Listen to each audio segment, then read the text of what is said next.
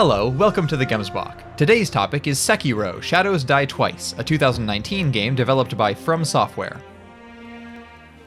By almost any metric, Sekiro is a terrific game. FromSoft risked a big departure from the settings, systems, and nearly stealthless, nearly jumpless, stamina-defined gameplay that had made their name across the preceding decade. And the risk paid off.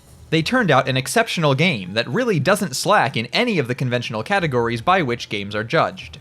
It plays well, it looks good, it sounds good, it tells an engaging story. It's fun. So, if that's all that needs to be said about From's action-stealth hybrid, then why don't I love it? I do like it a great deal, but why do I have this nagging feeling that Sekiro, despite its incredibly high quality, will never be listed among my absolute favorite games? For starters, you can rest assured that the answer to those questions has nothing to do with the game's difficulty. If you're here for the next chapter in the ongoing saga of people opining about challenging games, you've come to the wrong video. But if not that, then what?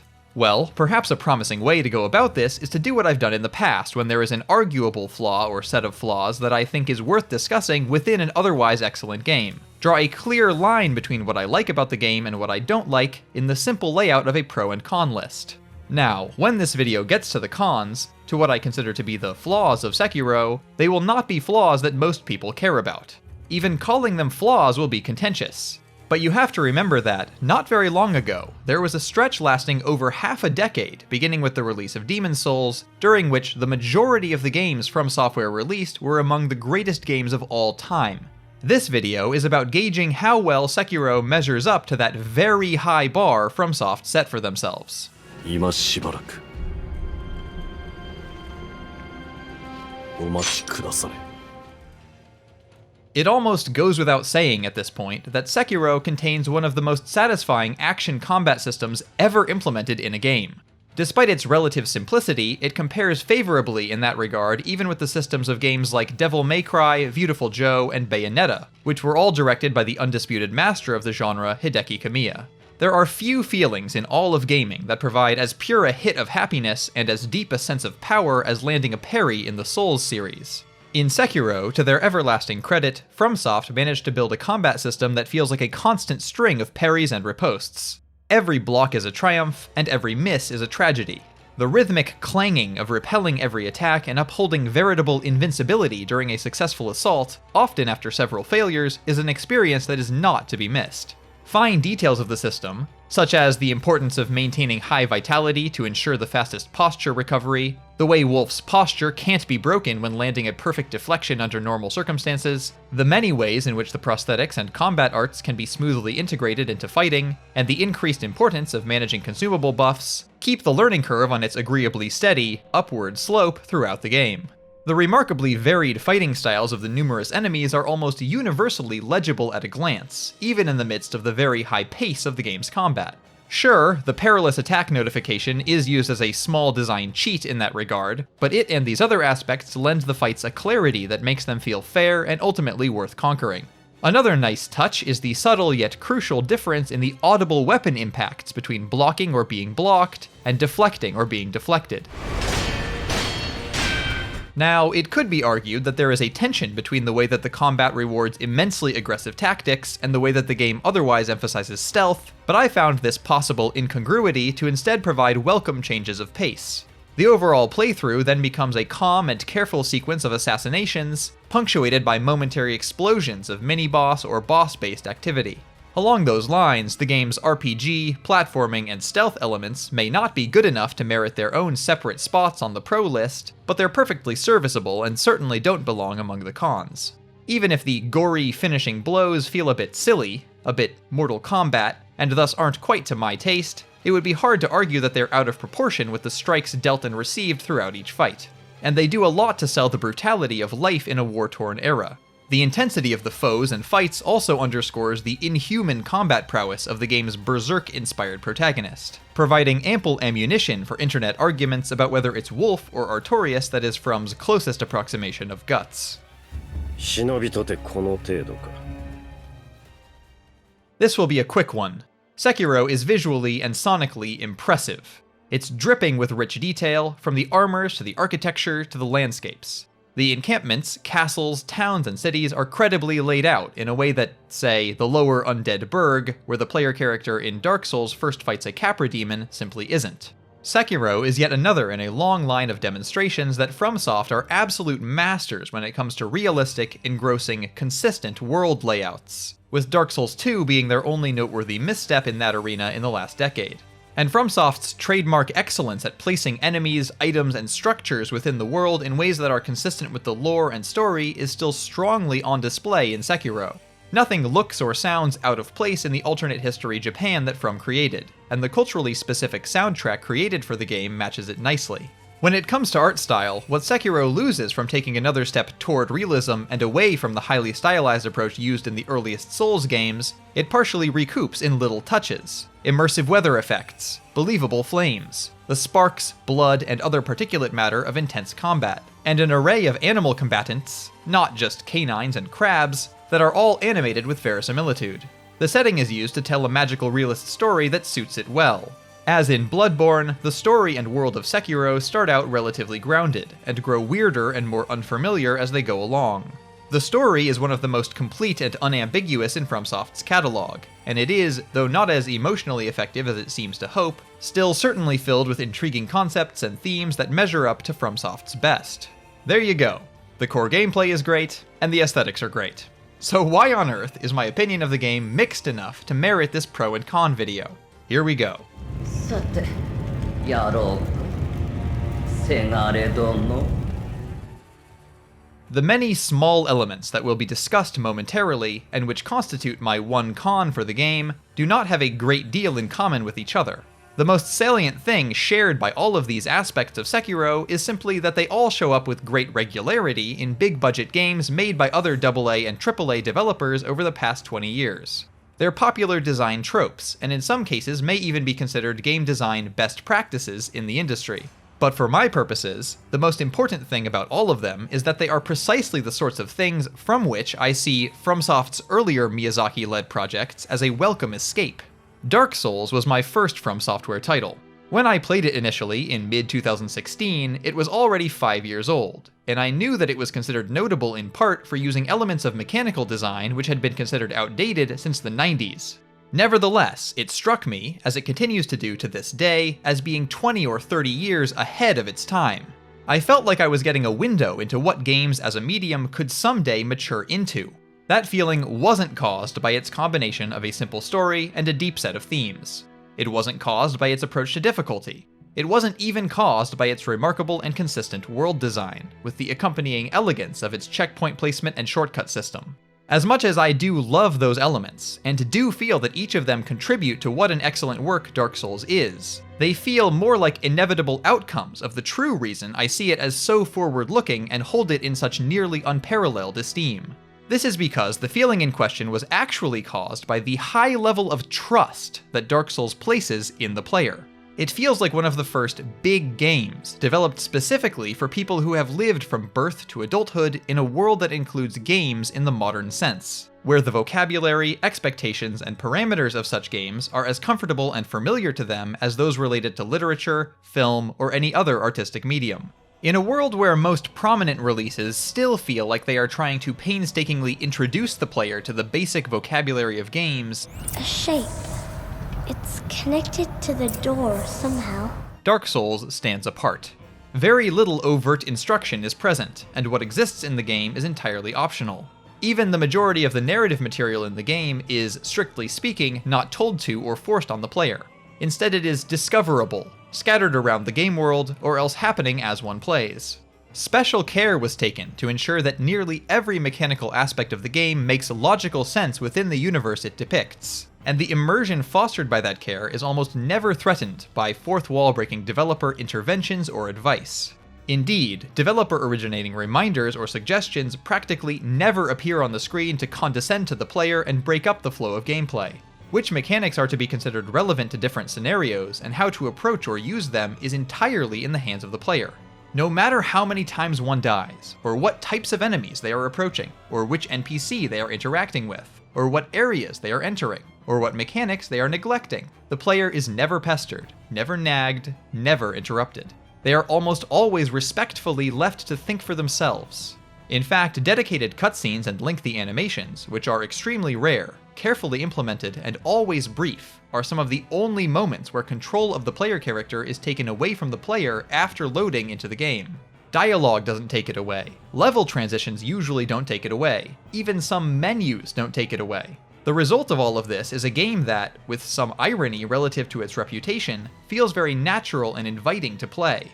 This fostering and safeguarding of player immersion within the crafted experience. This consistent presentation of itself as a cohesive work of art, rather than an instruction manual on controller usage, is one of Dark Souls' paramount and outweighing virtues. And it's a method of design that a player nowadays usually has to stick with indie games to experience. There are huge spans of time in the game during which a player can just live and act in Lordran, effectively forgetting that they are playing a game at all.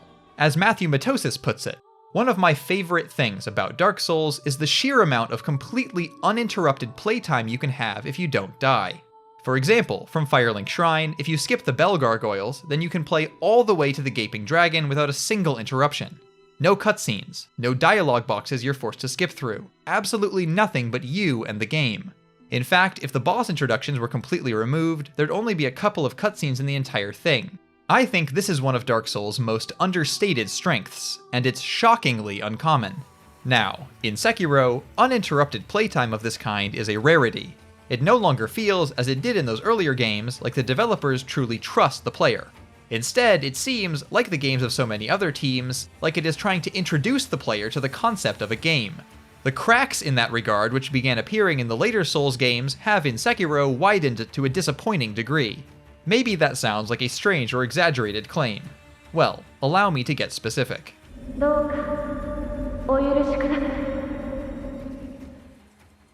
This section has a looser format than the preceding sections of this video, as what it covers is a list of small things that, when taken all together, sum into my impression that Sekiro doesn't measure up to that high level of design maturity described a moment ago.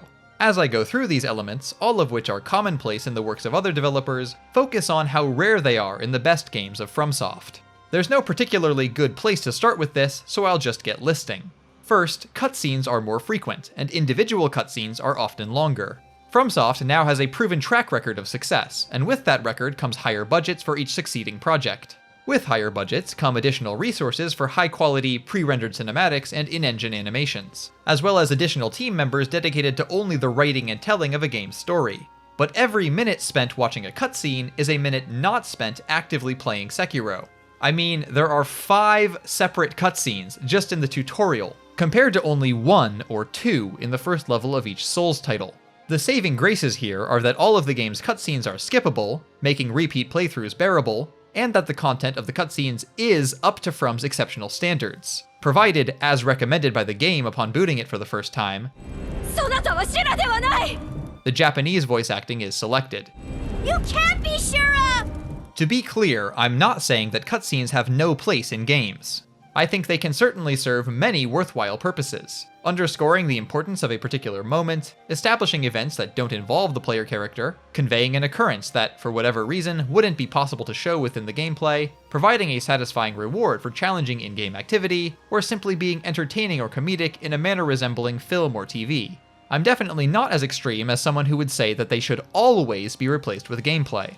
But I do feel that they are massively overused across the industry, in situations where simply removing them or else incorporating the same narrative material into gameplay would lead to better games. When used even just a little too often, like before, between phases of, and after several individual boss encounters in Sekiro, they unduly break up the flow and momentum of a game. Second, on a related note, dialogue between the player character and an NPC has been formalized in a fashion that brings it closer to being an additional form of in-engine cutscene. The player character is now locked in place during all dialogue, all viewing of NPC remnants, and all eavesdropping. Far more characters are deemed too important to the plot to allow fighting them during incidental interactions, and conversations sometimes play out by exhausting dialogue trees. All of these common RPG tropes were presumably employed to offer a serious tone to the more extensive and coherent story details, as well as the back-and-forth conversations enabled by the decision to have a voiced protagonist this time around. Entirely wresting control from the player during dialogue was only done during incredibly important conversations in the past, such as when interacting with Guinevere or Gwendolyn in Dark Souls. The interruptions to the player's control over the character introduced by Sekiro's approach to dialogue and related moments are tiny, but these aspects of NPC interaction were especially noticeable to me despite being so minor because they're introduced in circumstances where the same studio had previously championed player autonomy. Third, contextual button prompts and non-diegetic status indicators have hugely multiplied, littering the screen with buttons, targets, words, bars, and more, when in combat, when in stealth, when grappling, and just generally when playing Sekiro. The abundance of these elements relative to their other recent releases makes it harder than ever to get lost in the simulated reality of the game world, and these can't be removed in the options menu without completely disabling the entire HUD. Now, not every development team has the time, talent, and motivation to have believable, purely diegetic interfaces and indicators like Dead Space. Certainly, there is no game by FromSoft that accomplishes that.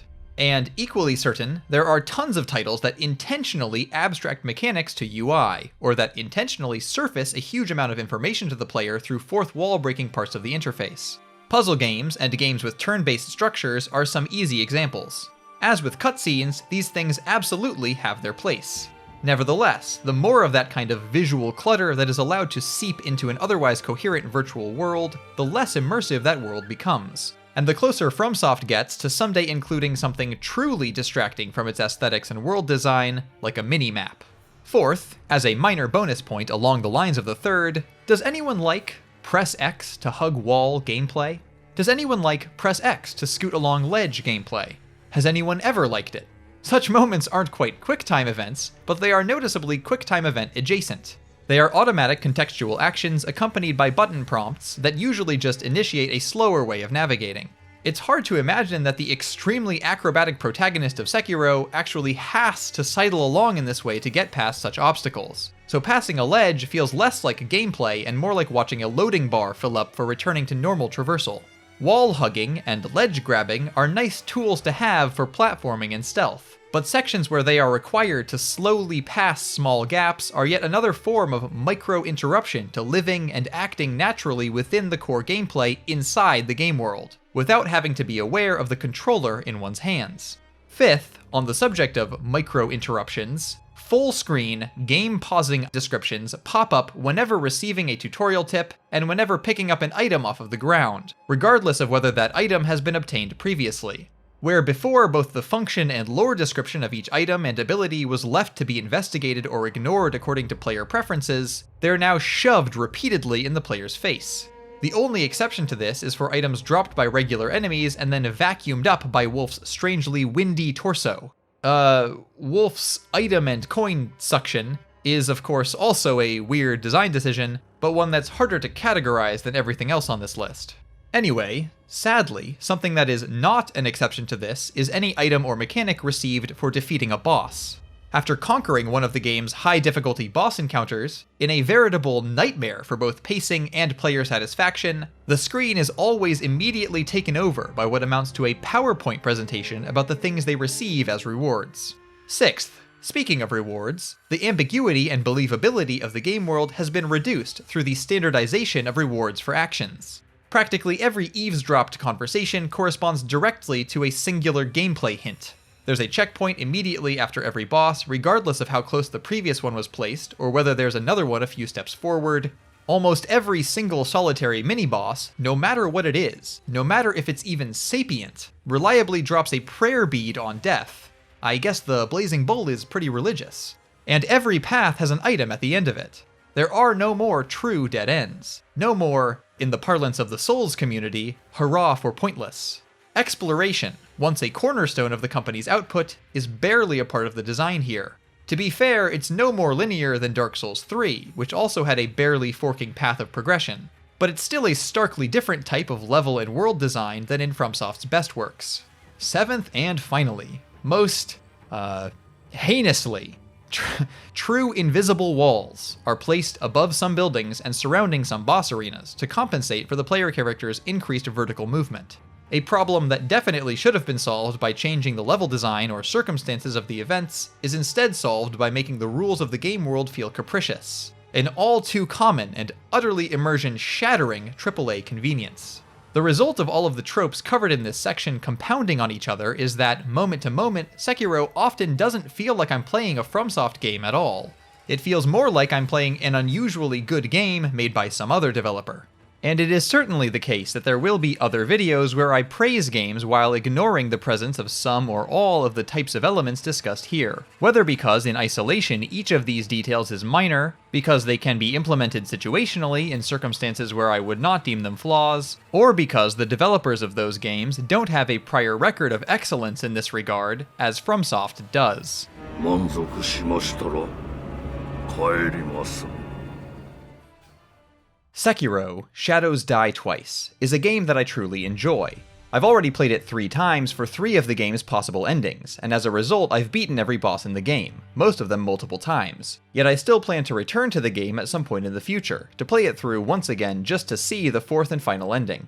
Obviously, it's not a game that I think people should avoid. Far from it. It's a magnificent game that experienced players should seek out and should prefer over numerous superficially similar offerings. The only con I could muster up for it is that it's only as good as the best games of other development teams, and thus falls short of the pantheon of legendary games in which several of their earlier works reside.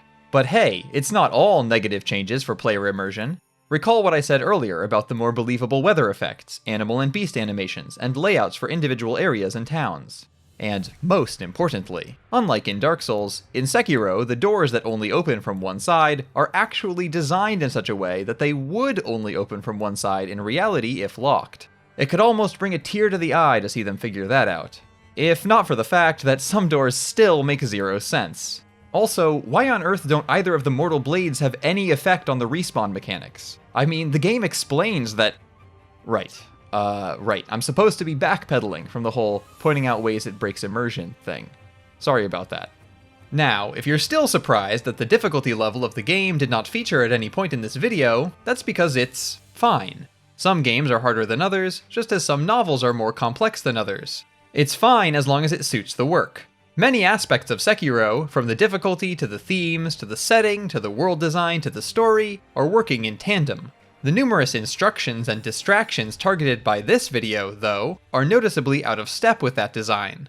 I would only ever say difficulty is the element that should be adjusted in a situation where difficulty is the element that seems out of place, or where there is a sudden drop or spike that seems out of place. That's why I have said that Crypt of the Necrodancer, whose final challenges are substantially harder than the final challenges of Sekiro, should have had some of its later spikes retuned. Sekiro is an amazing game, and though it is tough to learn, overall it isn't too hard. But from my perspective, it is, in many small ways, too video gamey. もしや落ち水を